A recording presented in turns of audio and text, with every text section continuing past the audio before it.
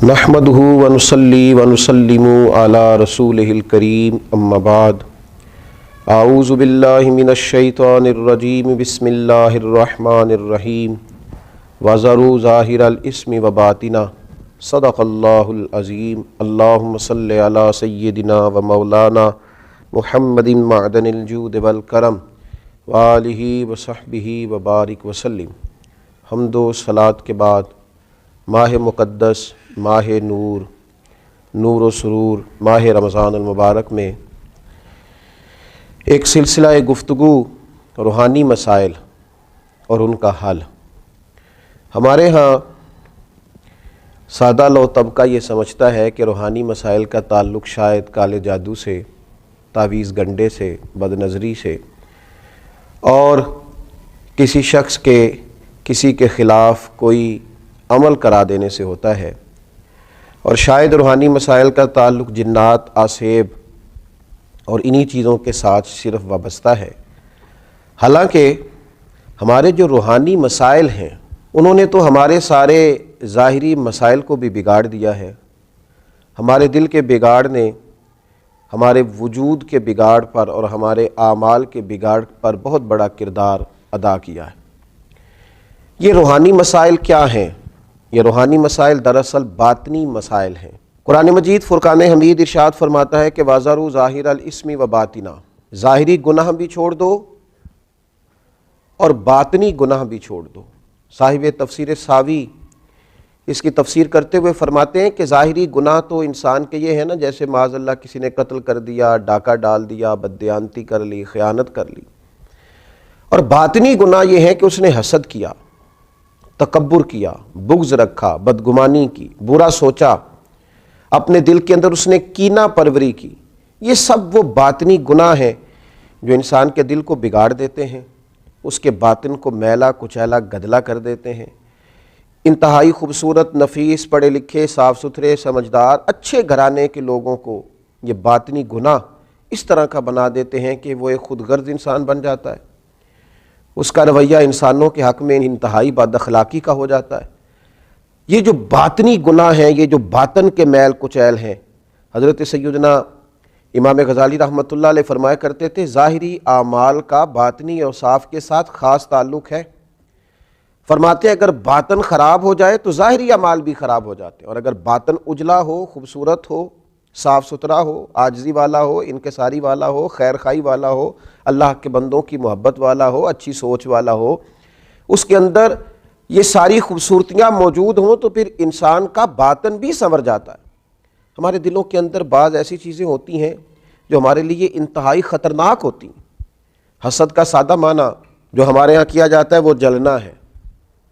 تو مجھے بتائیے جو آدمی جل رہا ہوگا وہ سکون کیسے پائے گا؟ بغض کا معنی دل پر کسی کے لیے بوجھ رکھنا بھی کیا جاتا ہے۔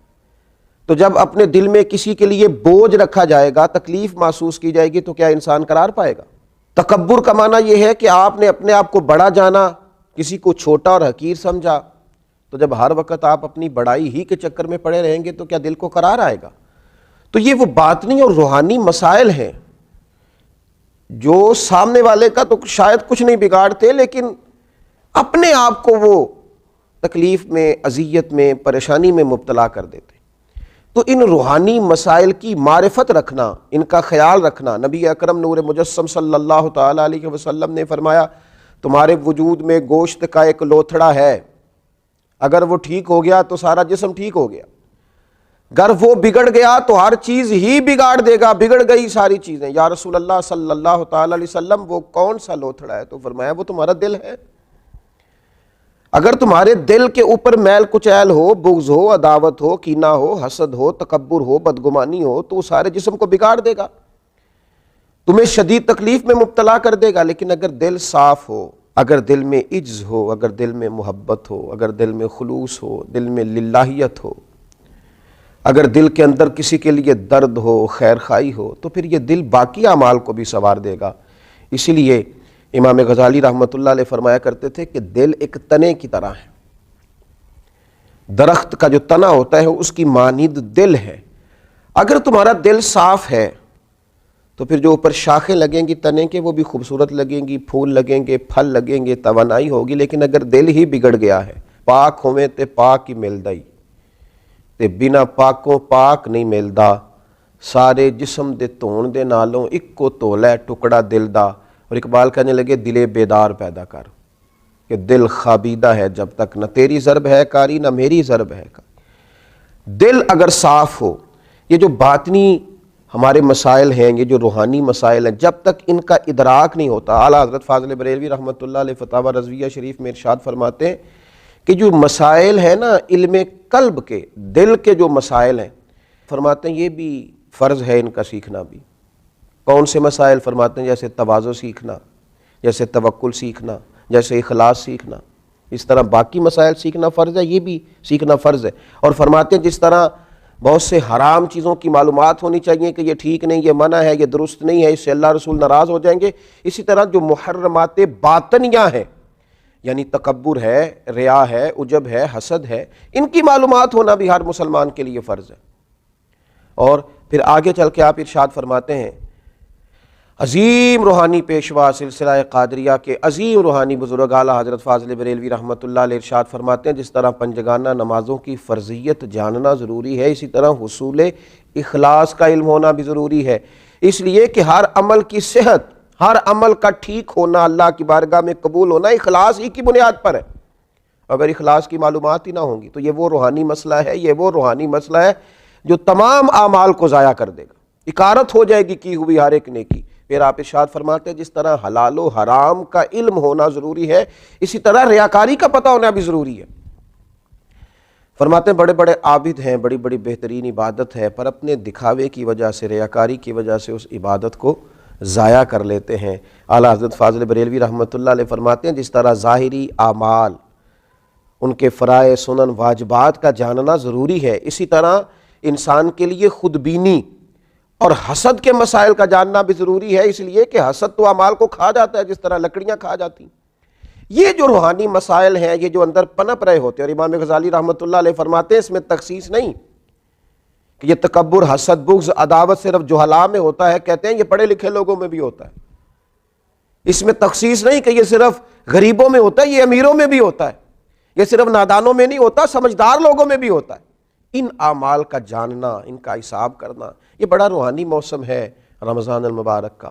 اس مقدس موسم کے اندر جہاں ہم اپنے ظاہری اعمال پر توجہ دیں گے، جس طرح ہم اپنے نماز کو ٹھیک کریں گے، وضو کو ٹھیک کریں گے، جس طرح زکوٰۃ ادا کی جائے گی، اسی طرح روزہ ایک باطنی عمل ہے جو اللہ اور بندے کے درمیان راز ہے۔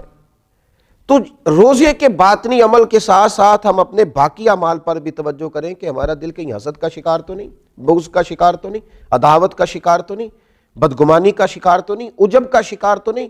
اگر دل کے اندر یہ ساری بیماریاں ہوں گی تو یاد رکھیے گا سارے اعمال کے باوجود، ساری نیکیوں کے باوجود انسان نہ قرار پا سکے گا، نہ وہ نیکیاں اللہ کے حضور قبول ہوں گی، نہ اسے کوئی فائدہ ہوگا۔ اپنے ان روحانی مسائل کے حل کے لیے سب سے پہلے کوشش کی جائے اپنے باطن سے ان قدورتوں کو، ان بیماریوں کو، ان چیزوں کو سب سے پہلے نکالا جائے۔ اگر دل صاف ہو جائے، دل پاک ہو جائے، دل طہارت والا ہو جائے، دل عاجزی والا ہو جائے، دل درگزر والا ہو جائے، دل خلوص والا ہو جائے، للہیت والا ہو جائے، دل اللہ کی محبت والا ہو جائے، رسول اللہ کی غلامی والا ہو جائے، تو پھر دل دریا سمندروں ڈونگے کون دلاں دیاں جانے، 14 طبق ساڈے دلے دے اندر، اسی تمبو وانگوں تانے۔ اور پھر تو کیفیت یہ ہو جاتی ہے کہ ہم نے دل میں سجا رکھی ہے تصویر یار۔